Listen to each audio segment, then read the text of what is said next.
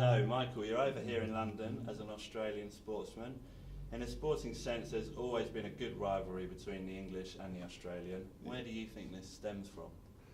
Well, look, I think obviously there's, we're an extension of Great Britain, really, and if it wasn't for you guys, Australia would never have started, really. So I think we've always been, I think we're pretty overachievers. I think in terms of sport, I think in both nations we do pretty well in terms of our population numbers. So, and I think having that connection back through history, I think makes us wanting to, win every single time we face each other. So, I think obviously sports in our blood. I think obviously in Australia, I think people are sports mad, and same here in Britain. So, I think it's a perfect rivalry.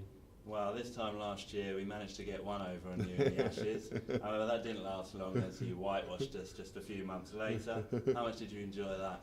Well, look, it's disappointing for me to see that it's very hard to win an Ashes test on home soil. On the away soil, I should say. So, it was good to see that the Aussies bounced back. Michael led the troops and did everything he had to, and became the pin-up boy again. But in cricket, it's just proving to be harder to win away. So hopefully, I would like it to be reversed so we can win over here and you guys can maybe win over in Australia.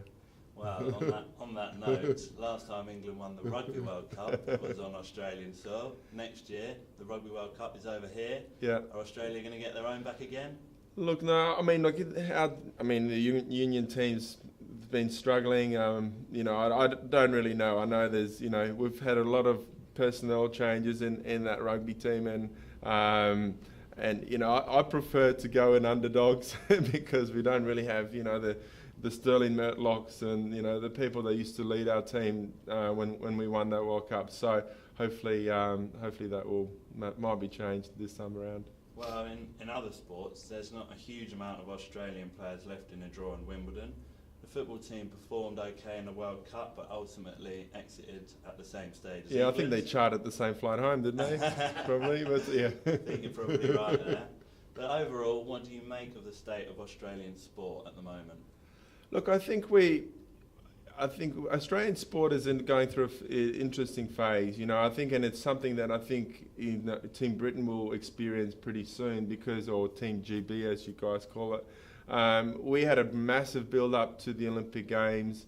We had all the facilities were built, all the programs were set up, and we reaped the benefits. 10 years on, and the Olympics in 2004 was Australia's best Olympics. It surpassed the Olympics in Sydney. So I think the same will happen with Team GB. I think you'll keep progressing for a few years, but then the funding runs out, you see. So, and then the government starts holding back on the cash.